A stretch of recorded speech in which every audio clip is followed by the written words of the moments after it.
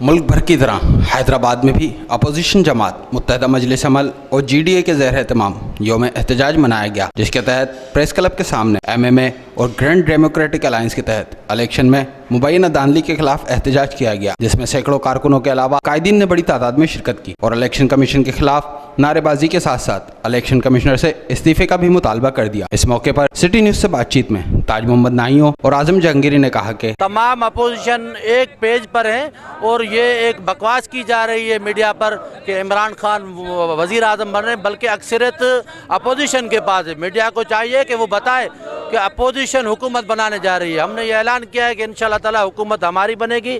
हम हर फोरम पे पार्लियामेंट के अंदर और पार्लियामेंट के बाहर इंशाअल्लाह मुकाबला करेंगे, क्योंकि हम इसको समझते हैं कि ये पाकिस्तान की बका की जंग है, पाकिस्तान की असास की जंग है, क्योंकि पाकिस्तान जिस मकसद के लिए बना था वो मकसद था ला इलाहा इल्लल्लाह मुहम्मद रसूलुल्लाह। उसकी तर्जुमानी करने वाली तंजीमें जितनी भी यहाँ मौजूद हैं खैर ख्वाही के लिए वो मैदान अमल में है। अगर इसके लिए हमारी क़यादत ने कहा कि आप जेल भरो तहरीक शुरू करो तो इंशाअल्लाह ताला जमीयत उलमा इस्लाम और मुत्तहिदा मजलिस अमल का एक एक कारकुन कायद के हुक्म पर जेल जाने के लिए तैयार है।